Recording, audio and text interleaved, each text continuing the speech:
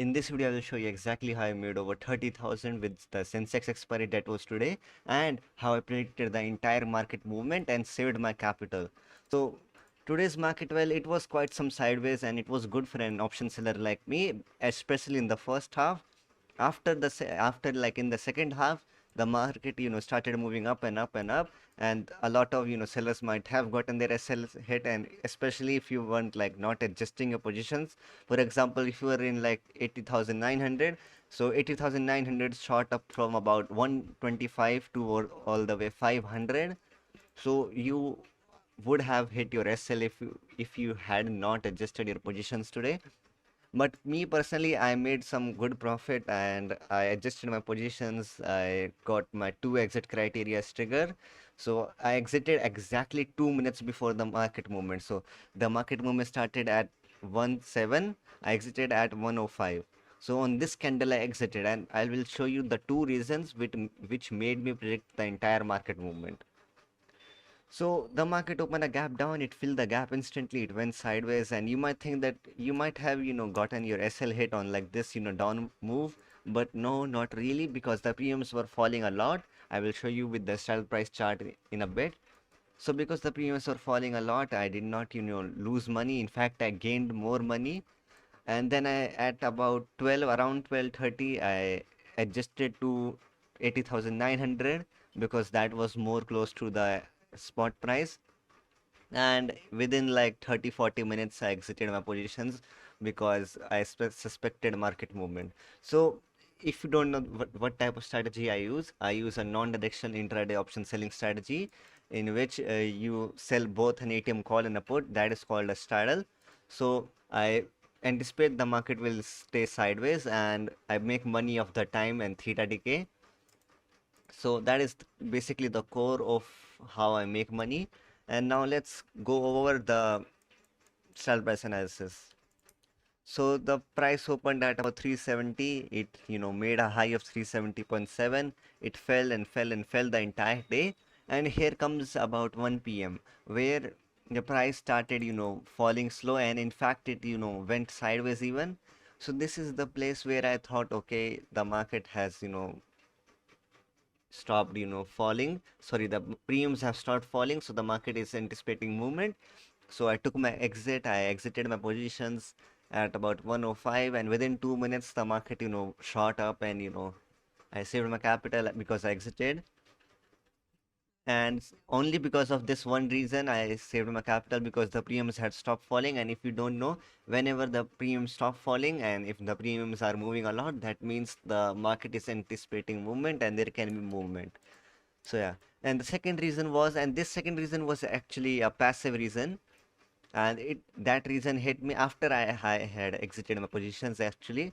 So on this point, when the market was moving up, moving down, up, down, I saw one thing on 81,000, 81,100, 200, and 300. Sorry, not 300, like at least 100. Till this point there had been like massive amount of call writing. And so that is exactly what happened. The market trapped them. It was the expiry. It was really easy to trap them. The market moved up. Like on these candles, the market moved up. So the people who had shorted these options, they had to, exit their positions. And when they exited their positions, the market moved up even more. So that's how a chain reaction goes when sellers are trapped. And I'll show you with a chart. So for example, 81,100. It was all fine in the first up move. It only moved up like 100%. I know 100% is like a lot, but compared to the movement that was coming after, it was still some like less. So after that, the market started moving up and up, and on these slow candles like 46, 47, like 146, 147, the market was slowly moving up, and so were the premiums. So at one point when the market made one big candle on the spot, the premium shot up even more. And in fact the premium shot up more than 200%, like about 200%. And if you had not had SL in place, or like or you did not adjust, you would have lost a lot and a lot of money today. So yeah, that's how the market kept moving up today, and it was just a mess for the option seller. And now my P&L for today. So here you go. This was my P&L. As you can see, I made about 30,600, but if you include the charges and all, I made about 30,000.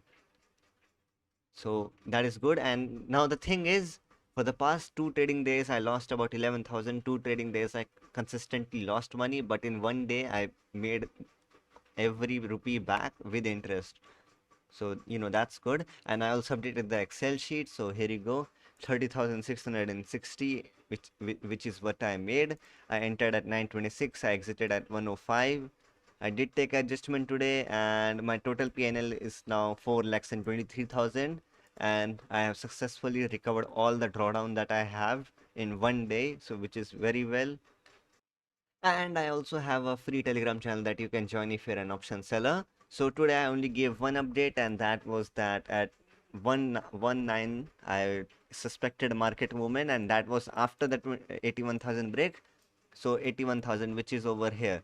So at what 1:09 p.m. So which is over here. On this candle, on exactly this candle, I said that if the market stays above or breaks 81,000, the market will have a lot of movement, and that's exactly what happened at 1:09.